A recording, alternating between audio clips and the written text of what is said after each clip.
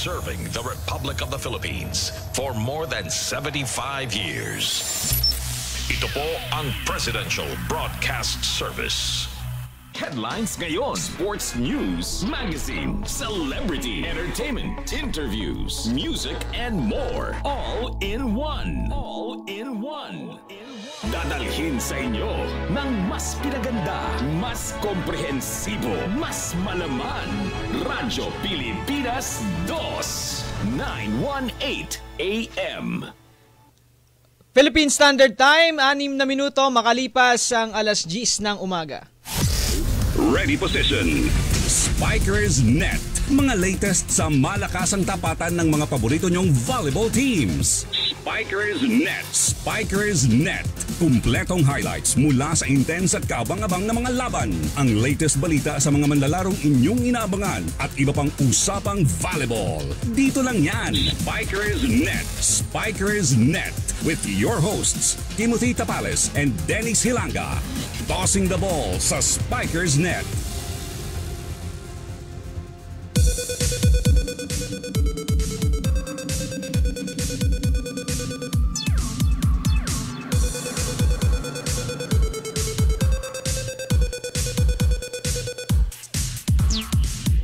Magandang umaga Pilipinas, magandang umaga sa iyo partner team. Magandang umaga sa iyo kasamang Dennis at magandang umaga sa mga kasama natin sa Master Control. Yes, at sa ating mga listeners, mga kaibigan. Yes, magandang umaga nga po ayun at may sinesenyas lang po sa atin ang ating tech, no? So, ayan po at welcome po dito sa Spikers Net on a Wednesday, November 22. 2023, akalain mo yung team, no? Malapit na naman ang Kapaskuhan. Ninong team, baka naman? Hindi, mga Ninang Nida nga, tsaka Ninang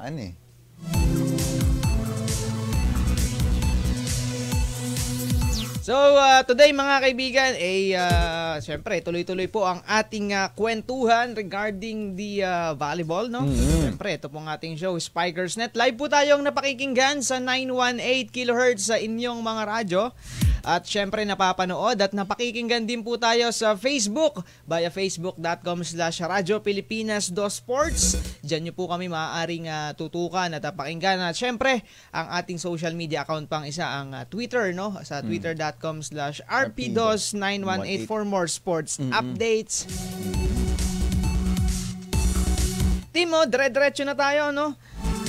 Saying, this end ng November team ay may gaganapin po sa ating bansa na isang talaga namang very exciting at syempre sabi nga dito nung binasa ko kung ano ba tong mangyayaring volleyball event na to, hindi lang daw beach volleyball kundi meron ding parang music fest, no? Ganun daw yung vibe. Wow. Yes, ganyan yung gusto mo team, di ba? Parang medyo party-party ng mga datingan, di ba? Sakto lang. Sakto lang.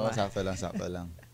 Yan, so ito po yung tinatawag na Volleyball World Beach Pro Tour na dito po gagawin sa Pilipinas, sa Nuvali, Santa Rosa, Laguna from November 30 until December 3, 2023 ngayon taon po. Ibig sabihin, no? So, team, kahit na patapos na po ang ating taon ay hindi naman doon natatapos din yung mga events natin kasi nakita mo naman, 'di ba? December na pero meron pa tayong mga i-host na mga international events, no? Ito pong Volleyball World Beach Pro Tour, ito yung dating FIVB Beach Volleyball World Tour. Yes. Alam mo Dennis, kahit malamig na yung panahon, mainit pa rin yung mga action dito. Mainit talaga yan, yung Beach Volleyball World Pro Tour. Tsaka maganda yung kanilang napiling lokasyon dito po sa Nuvali. So parang mainit pero malamig yung klima. Na mainit yung, syempre may araw, umaga pero yung atmosphere niyan since nasa December, di ba malamig na malamig na pag umaga, di ba hirap ka ng maligo, team. Ako rin yung ganun. Ako, kahit anong lamig, inaano ko yan. Yun.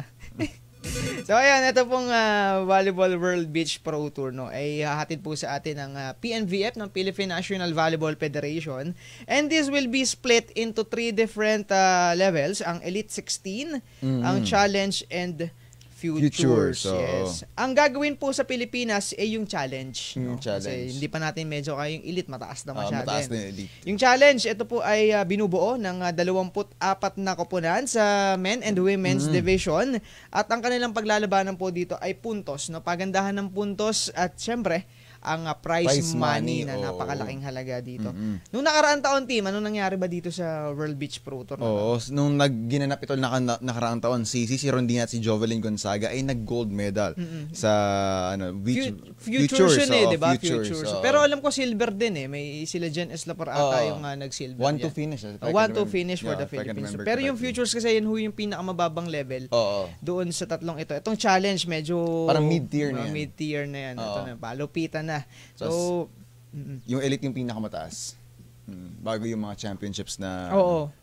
Kabilang ho ito dun sa parang series of beach volleyball world tours kung saan nag-iipon ng puntos para sa mga alam ko yung Olympic qualifying tournament di ba? Sa doon sa elite, doon yung kukunin. Oo. Yung mga top teams. Pero ang kagandahan ho dito, syempre lumalaki na rin talaga or lumalawak yung popularity nitong beach volleyball. Malaking tulong ho ito sa ating mga national athletes. Pero mamayang alas 11 ho ng umaga ay magkakaroon ho ng mga press conference yan sa Rizal Memorial sa Ninoy, no? Sa Manila, kung saan nga ibabanggitin, ilalahod ho ng PNBF yung mga detalye nito. Kasi nung tinitignan ko sa website ng PNBF itong World Beach Pro Tour sa Santa Rosa, wala pang masyadong detalye. Even yung mga teams na kasali hindi pa nakalagay doon. So blanco pa lang talaga siya. Ang alam lang natin is yung date and yung event na gagawin. But the teams mamaya siguro ay babahagi yan ng PNBF. So yan muna yung pasilip lang, team. Patikim ni team. Oo. Grabe na yung patikim na yun. Diyan sa Volleyball World Beach Pro Tour. And we will dig deeper po next week para sa mas maraming detalye pa. World Beach Pro Tour. So, November 30 to December 3 po yan gagawin. Sana makapanood tayo, team. No? Next week na yan. Saya yan, sigurado. Siguradong dadagsain din. Oo, maraming manonood. Kasi marami ng volleyball fans dito Ano kaya? Hindi ko pa nakikita yung court dito sa Santa Rosa Yung sa SM by the Bay lang sa MOA. Parang makeshift sun court lang talaga siya. Pero itong sa Laguna, dahil world class nga ito, no? Pinag-uusapan natin dito. 24 teams from different countries, men and women. Men and women. So, ayan. Kaya abangan natin yan. Yan. Sa ating pagbabalik, team, ang mga kaganapan naman dito sa PVL All-Filipino Conference dahil ang Chocomucho at Cheritigo isang panalo na lang ang kailangan to make it to the Final Four. Samantala ang Petrogas nananatiling buhay yung kanilang tsansa na makaabot din sa semifinals after breaking or snapping a 4-game skid. Nakabalik sila sa win column. At bukod sa pro, sisilipin din natin dahil ang UAAP may ginaganap hong beach volleyball men and women. Sino-sino na ba ang nakapasok sa Final Four din? Bilis lang ho ang tournament nito. Sino kaya ang pasok na sa semis dito sa men's division at sa women's division? Yan ho ang ating alamin sa pagbabalik ng Spikers Net after this summer. Let's spot fake news. Tiyakin ang katotohanan, fake news ay labanan. A friendly message from PCO, DepEd, CHED, DSWD, DILG, PBS at Radyo Pilipinas. Lumagda ang sa kanyang pagpunta sa Amerika para sa dadalawang APEC Economic Leaders Meeting at working visit sa Los Angeles at Hawaii. Unang binisita ni Pangulong Ferdinand R. Marcos Jr. ang ating mga kababayan sa California kung saan nagpaabot siya ng papuri at pagsaludo sa kagalingan ng mga Pilipino. Dahil sa inyo, napakaganda ng reputasyon ng Pilipinas, ng Pilipino. Dahil nga, kilalang-kilala na tayo na ang mga Pilipino ay maaasahan at matulungin kahit na hindi kasama sa trabaho, nagtutulungan at napakasipag at mapagkatiwalaan. Buong puso ang pasasalamat ng Pangulo sa ating mga OFWs dahil sa kanilang sakripisyo, serbisyo at malaking naiaambag sa pagputi ng ekonomiya ng ating bansa. We are all grateful for your selfless service to humanity and we look up to you as role models for future generations of Filipinos and Filipino Americans. President Ferdinand R. Marcos Jr., APEC Leaders Summit 2023 and working visit nito sa Los Angeles and Hawaii. The Radyo Pilipinas Special Coverage.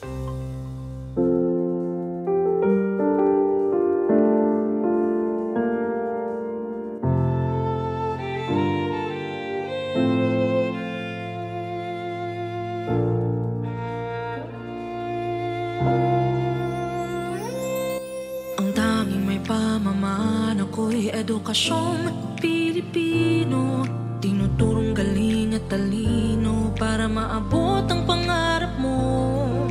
Ang tanging handog ko sa'yo'y Edukasyong Pilipino, diskarteng mula sa puso, mamamangha ang mundo. Matatag na mga guro, matatag sa mga pagsubok, matatag na mga mag-aaral, matatag na talino'y umiiral. Hinaharap ang hirap, walang takot sumugod, humahanap ng solusyon, ipaglaban ang edukasyon. Kabataang Pilipino, Muslim o Kristiyano, lahat ng paniniwala, lahat ng katutubo, may kapansanan, iba man kasarian. Ang ating pag-aaral ay ating karapatan, ang ating pag-aaral, pang-ahon sa kahirapan. Matatag na mga guro, matatag sa mga pagsubok, matatag na mga mag-aaral, matatag na talino'y umiiral. Hinaharap ang hirap, walang takot sumugod, humahanap ng solusyon, ipaglaban ang edukasyon. Ang tanging alay ko sa'yo'y Edukasyong Pilipino, matapat ng pamamaraan, maunlad na kinabukasan.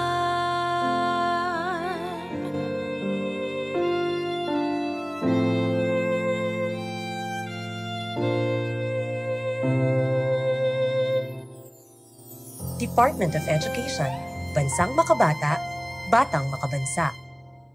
Radyo Pilipinas 2, 918 AM. Mula Centerline, Front Zone hanggang Baseline, lahat ng galawan sisipatin sa Spikers Net sa Radyo Pilipinas 2, 918 AM.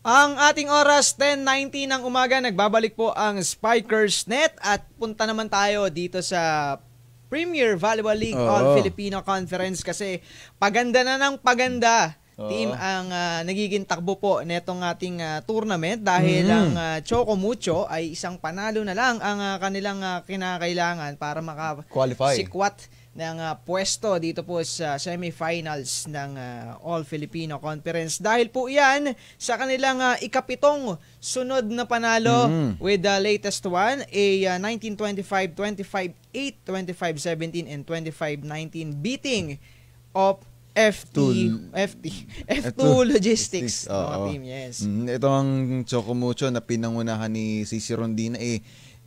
Meron siyang 21 attack points. Tapos si Isa Molde naman, may 13 markers habang tumagal itong laban ito sa 1 oras at 47 minutes. Ngayon, yung Flying Titans na paborito ni Engineer Roxanne Wamil, merong 7-1 win-loss marks. 7-1 win-loss marks. At dahil din sa panalo po ng Choco Mucho, ay natapos na rin yung pag-asa po netong Cargo Movers na makalusot sa semifinals. Kasi nahulog ho sila sa 4-5 win-loss records. This is their third straight loss team, kaya naman wala na ho silang pag-asa kung titignan natin sa team standings. At ang masakla pa dito sa F2 Logistics, wala ho sa kanila ang nakapag-poste ng double digits sa scoring. So very slow yung naging opensa netong F2 Logistics with Abby Maraño scoring only 9 points. Kaya naman ang Choco Mucho ay pwede na nilang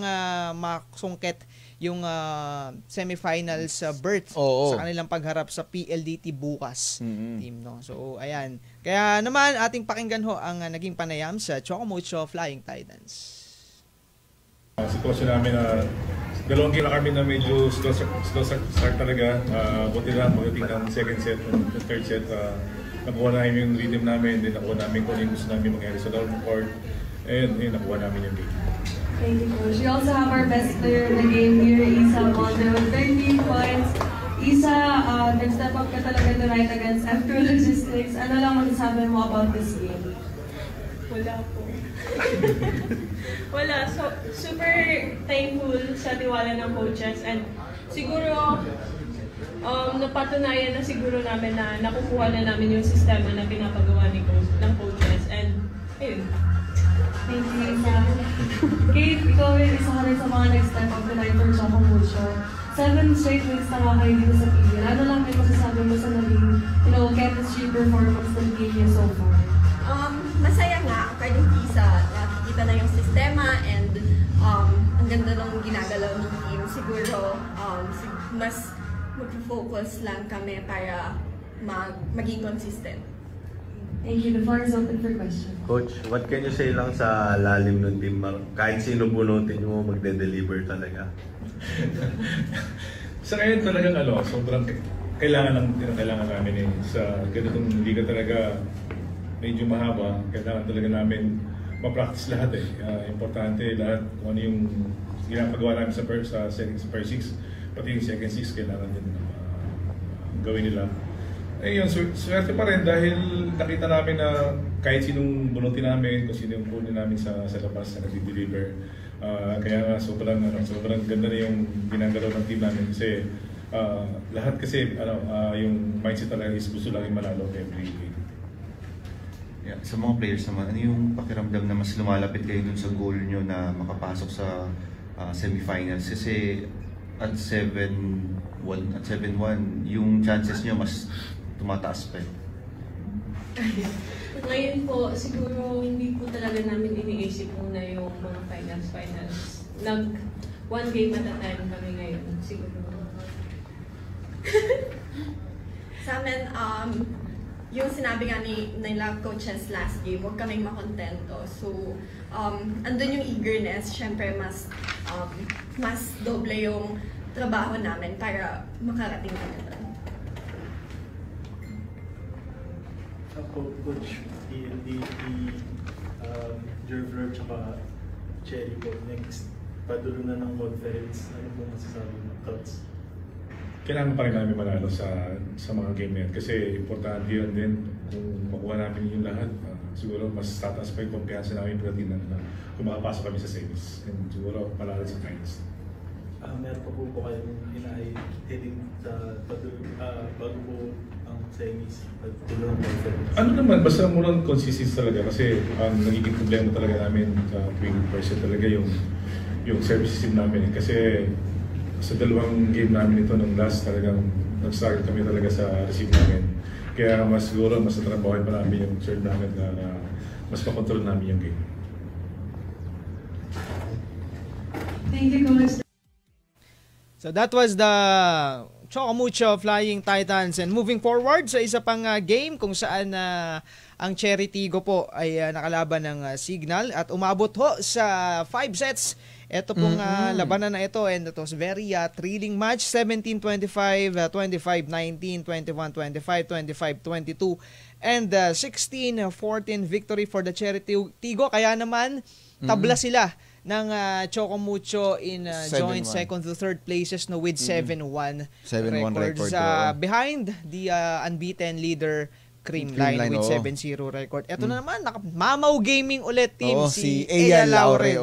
Napaka bago lang neto sa liga, pero talaga yung mga stare downs ni Eya team pag nakakapalo. Lalo na yung naghabol sila dito sa fifth set, no? Kasi yung fifth set talaga is napakaganda ng fifth set na laban. Si Eya po may 26 points on 21 attacks. Grabe, 26 puntos. 21 attacks, 3 blocks, 2 aces. At bukod dun sa offense-ang ginawa ni Eya, may depensa pa. Oo, 11 excellent digs, no? Talagang all-around effort for the former UST Tigress, no? At this was a helter-skelter finish, no? Very dikit, no? Yung naging labanan nito. Parang sila yung Cherry Tigo team nung fifth set ano sila parang under sila ng 3 points. Parang sinabol ganun, nila. Parang 12-9 ata yun. 12-9 ba? Tama ba yun yung pagkakatanda? Parang 12-9 gano'n. Humabol sila. Sumabol. Nakapag-match point yung yung signal at 14-13. 14-13 pero nagbago yung momentum. Nagdalawang sunod na palo at si Ea Laure talaga yung babae behind those spikes no. So, kaya naman ay may 7-1 record na ang Cherry Tigo dito mga kaibigan no. And itong Signal naman ay nasa solo fourth with 6-3 naman. Yun yung nangyari dito. Kaya ang nanguna naman sa Signal, si Vanny Gandler na may 20 points na yan. Yan yung naganap sa laban kahapon. Dito sa tapatan ng Cherry Tigo at ng Signal HD Spikers. So, dahil doon, ang Signal ay bumagsak sa 6-3. Naputol yung kanilang streak din. No? 6-3 record. Pero nasa 4th place pa rin naman sila. No? Pero syempre, team, lalo naghahabol pa yung ibang mga kupunan natin. Malaking bagay talaga yung naging pagkatalo nila kagabi. Vanny Gandler may 20 puntos para sa Signal. So let's hear it from the Cherry Tigo crossovers. Motivation is yung lahat ng member ng team, from management, bosses, hanggang sa down the line. So yun nga, ang ini-impart namin is yung gaya ng mga panalo namin ng mga previous games. Yung never say attitude namin na nandun, na hanggat hindi natatapos ng 25 yan, regardless kung anong score natin, kailangan natin nabulin, which is yung mga nangyayari ng mga previous match. So until this game, na ganun pa rin ang nangyari. So 5 sets, everybody's ball game. Kung sino unang pumurap, certificate, lalabas ka ng court, sabi mo sa akin. So ganun ang both teams yun ang sa akin. Pagkataon lang, tumama kami sa dulo, yung special yung nag-boost na. So yun na. I-correct namin yung serve namin, nakargahan namin yung service namin. Same with the blocking namin. Nag-struggle kami all throughout, pero all alone na-check hanggang sa nakuha namin. And luckily, I have these two warrior na pwedeng makapag-backbackan. Siyempre, ito pa lang yung dalawa na nandito. Meron pa kami doon na naka-back up, which is yung team nga namin. So, ang daming teams to consider. Yun, at least nakuha namin. So, may kasamang swerte, pero may kasamang hard work din. Kahit ba, no? Thank you, Coach. We also have our best player of the game here, Ea Laure. Ea, you had 26 points tonight. Ano lang masasabi mo sa naging overall performance ng team? Syempre talaga, hindi ko naman magagawa yung 26 points na ako lang. So, with the effort din ng teammates ko, ng coaches, ganyan. Kasi, every after time, pag nagta-time out si coach, nagtatanong talaga din sa amin yung mga coaching staff, like yung PT, coaches namin, kung ano yung nararamdaman ko, lalo na nung, parang yung sapatos ko sumabit sa court. Hindi siya actually, nadulas. Sumabit lang talaga. Nakapit yung sapatos for today's video. Pero ayun, salamat pa din kay Lord kasi walang nangyaring na major talaga kasi, ayun. Uy, hindi lang talaga, coach. Wala na ako masabi. Thank you. Since nung 4th set, ikaw yung deliver ng final point for Cherry. Ano lang din yung nasa isip nyo na nung na-extend nyo yung game to 5 sets? Kasi sa buong 4th set, wala na ako narinig, kundi kapit lang, as in lahat sila. So siguro naging motivate na din sa akin yun para gandaan pa yung laro ko. And nagsabi kami lahat na amin to, hindi kami papayag na ibibigay namin sa iba kasi pinagtrabahuan namin. Thank you. And sa'yo yung game-winning ace. Grabe yung dikit nung 5th set lalo. Tapos ikaw anong tumatakbo sa isip mo nung pinapakawalan mo yung serve na yun? Na walang mawawala. I mean, paulit-ulit ko talaga yun kaya nagsastop ako dun sa end line na sinasabi ko, ipapasok ko lang to, walang mawawala. Walang mawawala. Sa akin yun lang yung lagi naiisip. Kasi pag more tumitingin ako kanila, coach, alam mo yung since si Coach Kung Fu kasi yan, hindi ko na kailangan talaga tumingin sa kanya. Magsasalita lang siya sa gilid ko, kahit hindi ko na siya tignan. Alam niyang nakikinig ako dun sa sinasabi niya. So, So, ayun. Dagdag ko na lang sa utak ko yung walang mawawala, ipapasok ko lang. Ikaw, sis, lagi tuwing binubunot ka nila coach sa bench nagde-deliver ka. Ano lang, paano mo ba ine-embrace tong role mo with your team? Siguro yung sa akin, tinanggap ko lang kung ano yung binibigay nila ko sa akin. Kung may opportunity, ginagrab ko. And siguro magandang mood din siguro tuwing umaga. Nag-start talaga, hindi ko alam, basta nagiging hyper ako pag nag-start na kami mag-workout. Nadadala ko din sa laro. Sa dalawang players, gano'n ka laking tulong para sa inyo na nakakuha kayo ng ganitong panalo against a veteran team, considering na bago pa lang kayo dito sa league? Sa akin, sobrang importante siya kasi sabi nga ni Coach Kung, tignan namin kung saan kami ngayon. And hindi yun basta-basta lang. Parang, ang tawag doon, malayo na. Ay, malayo pa. Malayo pa, pero malayo na. Malayo pa, pero malayo na. Ikaw eh. Siyempre, since veteran din po sila, lahat talaga ng makukuha namin, kumbaga ang dami kasi namin pangkakainin sa Pro League na team, na liga. Kumbaga ngayon, absorb lang kami ng absorb kung ano yung mga maganda namin makukuha, babaunin namin at dadalhin namin hanggang sa susunod pa namin mga laro. Pero yung mga pangit na nagawa namin, move on na lang. Kaya gano'n talaga bago pa kumbaga mistake talaga ano naman, normal naman magkamali, ang hindi normal yung matakot kang magkamali. Coach and players mo, gano'ng kalaking bagay po itong na-experience yun na winning run, lalo na papalapit na tayo sa tail end po ng season? Itong laro na to kasi first time, I think hindi ko nagkakamali yung first time na team set. At least hindi namin nagagawa sa training. Ito yung experience na talagang na one for the book din. Sabi ko ang masaya dito yung mga nanonood kasi tumataas yung liga. So siyempre yung level ng team, pataas din ng pataas. And magandang kasi magic number para doon sa top 4, at least makawalo kayo. So yun talaga yung hinahabol namin. Then one step at a time, one game at a time, tinatrabaho namin during training, lahat ng adjustment from adjustment. So yun naman, so luckily, sa gaya nga sinabi ni Princess, yun yung rotation namin mas nagiging effective, in-accept nila kung ano yung role nila. Yun ang pinaka-importante sila. Kasi nga, animan yan, we have 14 players, hindi naman pwedeng sabay-sabaw ang tao. So, kailangan talaga may mga role player, may mga main player, so gano'n lang.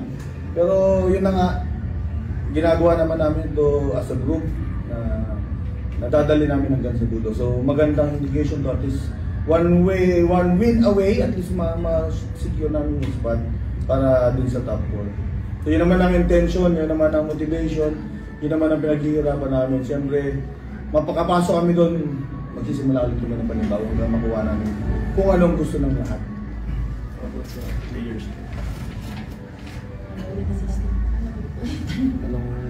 Gano'n ba yung bagay yung naranasan yung winning run ngayon, lalo na nasa tail end na parang conference?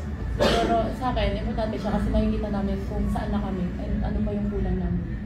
Yung kailangan namin trabaho sa training. And yun nga, sabi ni Coach, one game at a time. So, magre-ready kami kung sino pa yung mga kalaban natin. At saka of course yung confidence na nabibigay sa amin sa bawat panalo na nagagawa namin every game. Siyempre, kumbaga, yung doubt sa sarili na babawasan niya na kaya pala namin makipaglaban sa mga veteran na din na team, kaya din pala namin gawin to, gawin yan as a team kasi syempre ilan din kaming mga bago. So ngayon, nakikita na kung ano yung pinaghihirapan namin for the past few months. Nakakatuwa lang kasi nagbubunga siya. Nakikita namin kung ano yung pinaghihirapan namin. Sa players na lang, last 3 games nyo yata against teams na medyo nandun sa baba, paano nyo lang kukontrolin yung emotions nyo na wag masyadong maging kampante kasi yung mga nasa baba, mga nating tulos na kayo may hinahabol kayo? syempre, huwag na talaga makakampante. Syempre, ang panalo. Ngayon, panalo ka, bukas hindi ka, magkukuha ka ulit ng panalo. Meron pa ba kayo? Actually, ang mataas pa, nasa taas pa. Lahat ng mga kalaban natin nasa upper pa, okay. Cream line meron. Baliktad. Natapos namin. Balistad lang. Paano pala yun? Yun nga, against, tama, may cream line tsaka choco pa kayo eh. So, cream line, choco, tsaka F2. Yun nga, medyo nasa taas pala yung mga kalaban nyo. So, paano nyo kontrolin din yung emotions nyo na mas maintain yung momentum nyo? Balik lang ulit sa training. Yun ulit, training ulit bukas. Training, scouting, tapos pahinga, yun kasi importante. Talaga yung proper recovery. Doon naman, skills, wala ka nang hanapin pa dito sa mga to. So lang, talaga condition lang ng isip, ng katawan. Siyempre yung spiritual aspect, hindi naman namin kinakalimutan. So lagi naman kadigit. So salamat doon sa signal, sa coaches nila. So gusto ko lang batiin si Jovelyn, ang galing-galing mo dumipensa. Yan kasi sabi mo, Job, Job. Sabi ko na pa rin rin lang. Oh yeah. Okay.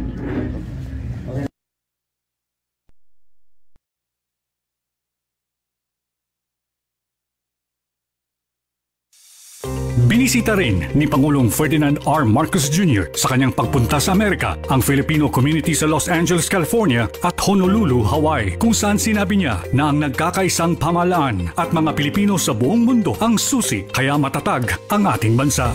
You have worked hard to build your lives here. You are the glue that holds us together. Let us keep traffic bustling between our two homes. Let us continue working together towards building a stronger Philippine Republic. Ikinagalak rin ng Pangulo ang di matatawarang pagmamahal sa bayan na ipinakita ng Filipino community saan man silang panig ng mundo. Continue being the ambassadors that you have been for our Filipino culture and be relentless champions of the Philippines as a tourism, trade, and investment destination in Asia. Continue to proudly claim and celebrate your Filipino identity and heritage. Teach them to your children, to your grandchildren. Pass on your love of the Philippines to the next generation and the generations after that. President Ferdinand R. Marcos Jr., APEC Leaders Summit 2023 and working visit nito sa Los Angeles and Hawaii. The Radyo Pilipinas Special Coverage. Huy, nabiktima ka na ba ng fake news sa panahon ng digital media? Learn how to spot fake news. Check the source. Kung di legit, dapat magduda. Check the purpose. Informative? Or troll post at clickbait lang? Check the ownership. Mapagkakatiwalaan ba ang pinagkukuhanan nito? Check the time and date. Baka naman outdated na yung news na yan, ha? SPOT. Together, let's spot fake news. Tiyakin ang katotohanan, fake news ay labanan. A friendly message from PCO, DepEd, CHED, DSWD, DILG, PBS at Radyo Pilipinas. Ilang araw na lang, Pasko na! Ang bilis ng araw, hindi ba? Siguro ay nagsisimula na kayong mamili ng mga panregalo. Kaya narito ang ilang simple shopping tips para sa inyo. Iset ang budget para maiwasan ang overspending. Ilista ang mga re-regaluhan at mga planong bilhin para walang makalimutan. Mamili ng mas maaga para hindi makasabay sa dagsa ng iba pang holiday shoppers at hindi abutan ng mahabang pila sa mga cashier. Kung bibili online, siguraduhing legit ang seller at gawin ang lahat ng pag-i-inquire para hindi mabiktima ng scam. Kung online shopping platforms naman ang inyong option, ugaliing magbasa ng mga reviews para masigurong correct items ang dadating sa inyo. Piliin na ring bumili sa seller na may mataas na rating mula sa mga buyers. Maghanap ng items on sale, naka-buy one take one o naka-bundle para makatipid naman kahit paano. Maging wais na shopper. At tandaan, it's the thought that counts. Your presence is still the best present this holiday season. Isang mensahe mula sa Presidential Broadcast Service at Radyo Pilipinas. Radyo Pilipinas 2, 918 AM. Volleyball VIP courtside seat ang ipapa-experience sa inyo ng Spikers Net. With Timothy Tapales and Dennis Hilanga. Spikers Net sa Radyo Pilipinas 2, 918 AM.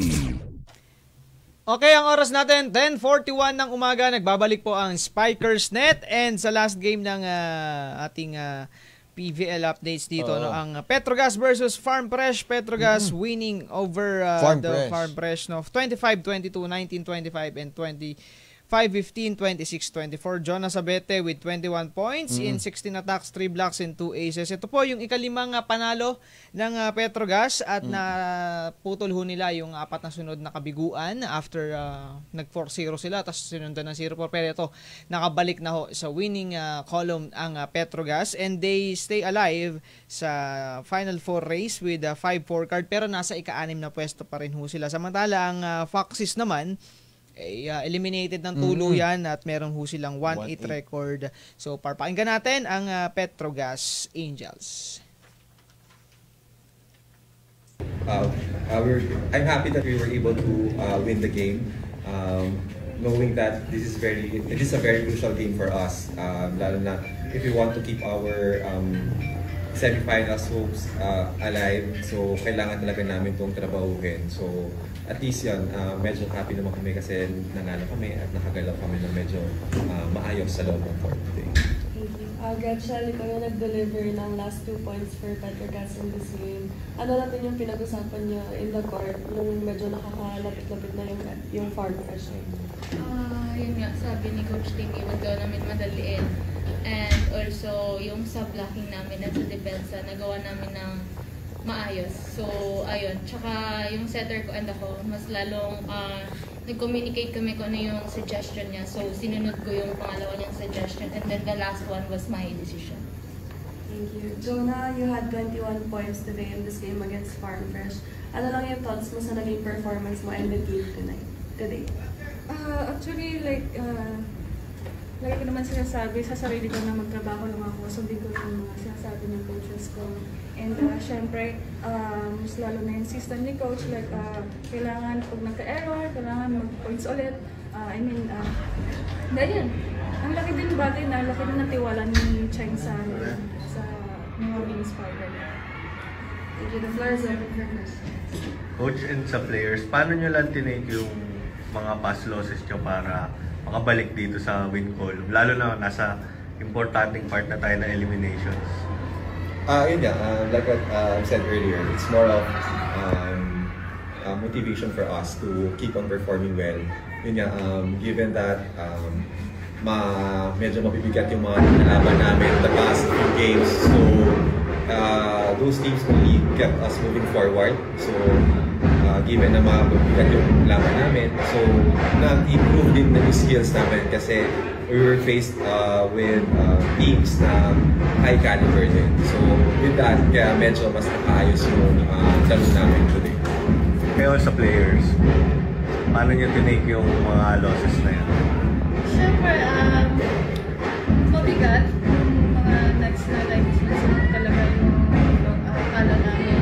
Pero basta lagi namin sinasabi, magtrabaho na lang kami. Lagi namin tatrabaho sunod lang sa coaches and patience. Number 1 na sinasabi nga dito sa ikaw, Gretchen. For me, mindset ko na lang after ng mga losses. Nothing to lose in every game. Coach, what do you think siguro yung lacking sa inyo ng 4 straight losses na somehow you guys found it here against kasi for the past 4 games, medyo nawawalan kami ng patience sa loob ng court, knowing that we're always up with like 4-5 points, but then again, bigla namin magdodrop yung sets or bigla magiging close fight yung laban bigla. So it's more of how we're going to handle yung mga ganung situations, patience inside the court, mental toughness, disiplina sa kailangan gawin. So buti naman ngayon medyo nagkaroon ng light at medyo nakita naman na tinatry ng girls na maging patient sa loob ng court at talagang sumunod dun sa sistema habang nag-progress sila. Coach, yung mga susunod po na na matches na medyo crucial na po in keeping your final playoffs hopes alive. So, meron po bang pressure or paano nyo po itutuloy pa itong nakuha nyo ulit na winning momentum? Of course, the pressure is always there. So, we just have to be mindful of that. Hindi naman pwede namin sabihin na walang pressure. So, yun, it's there, we have to acknowledge it, and then we have to work around with that pressure na nandyan na alam namin. So, every day pa rin, ganun pa rin, we'll keep on training, working hard, and ipapakita namin kung ano pa yung kaya namin ipakita sa team. Thank you, Coach. Okay, Coach. Thank you. Radyo Pilipinas 2, 918 AM. Lumagda ang pamalaang Pilipinas at Estados Unidos sa isang kasunduan tungkol sa mabuti at ligtas na paggamit ng nuclear energy. We see nuclear energy becoming a part of the Philippine energy mix by 2032. And we would be more than happy to pursue this path with the United States as one of our partners. The signing of the Philippine-United States Agreement for Cooperation concerning peaceful uses of nuclear energy, or the 123 Agreement, is the first major step in this regard, taking our cooperation on capacity building further and actually opening the doors for U.S. companies to invest and participate in nuclear power projects in the country. Positibo si Pangulong Ferdinand R. Marcos Jr. sa magiging bunga ng kasunduang ito na isa lamang sa mga patunay na maganda ang relasyon ng dalawang bansa. I look forward to seeing this agreement in action in the years to come. Nuclear energy is one area where we can show that the Philippines-U.S. alliance and partnership truly works for our peoples, our economies, and the environment. President Ferdinand R. Marcos Jr. APEC Leaders Summit 2023 and working visit nito sa Los Angeles and Hawaii. The Radyo Pilipinas Special Coverage. Radyo Pilipinas 2, 918 AM. Simulan ng mag-cheer. Your favorite volleyball teams are here. Spikers Net. Radyo Pilipinas 2, 918 AM. Okay, ang ating oras, 10:49 ng umaga at nagbabalik po ang Spikers Net para po sa mga usapang volleyball pa rin team. Pero pagkatapos natin sa Pro League, no, ito naman tayo sa UAAP dahil ang hindi pa po ito yung indoor volleyball, next year pa po iyon. Pero itong beach volleyball natin ay meron na tayong ilang kupunan na nakapasok sa Final Four. Unahin natin, team, itong men's beach volleyball ng UAAP, ang 5-feet seeking na UST po at ang National University ang unang dalawang koponan na nakasungkit ng silya dito ho sa Final Four ng UAAP Season 86 Beach Volleyball Tournament sa men's division, no? Ang Tiger Suns, they remained untouchable sa 5 games. Wala pang talo. Dahil ang MVP na si Rancel Varga at si Alshe Gupiteo ay nangailangan lamang ng 30 minutes para talunin ang De La Salle. Pinangunahan ni Andre Espejo at Vince Maglinaw 21-9, 21-8 at ang Adamson University na pinangunahan ni Francis Casas at Dan Gutierrez 21-9, 21-12. Grabing domination yun. Ganyan din ho ang nangyari sa NU. Sa NU, 5-0 rin ang kanilang record with James Buitrago at Alex Eraya. Kanila pong pinulbos itong sina Casas at Rodrigo Cherez ng Adamson at ang taga-UE na sina Jake Abria and Allen Buensalida. Sa huling dalawang laro ito nung araw ng huling linggo po, no? 21-8 and 21-12. No? So, ang Far Eastern University naman may 2-2 record after po nilang talunin ang UP. Samantalang ang Ateneo na naig, no, sa naig po sila sa ibang match, no. Ang UE tinalo din nila. So dahil diyan meron pong tayong 4-way tie sa pagitan ho ng Tamaraws, ng FPU Tamaraws, ng Lasal Green Spikers, ng UP Fighting Maroons at Blue Eagles, no. At silang apat na lang ho yung naglalaban-laban para dun sa natitirang dalawa, no, number 3 and 4 places, kasi ang Adamson at ang UE ay already eliminated after absorbing 0-5, no, record. So ayan, Yung standing sila, kasama na UST 5-0, NU 5-0, Ateneo, FEU, DLSU, and UP 2-2, tapos UE and Adamson 0-5. Tungo naman tayo sa women's side, sa women's division, netong UAP Beach Volleyball. Ang National University ho ang unang nakakuha ng pwesto sa Final Four.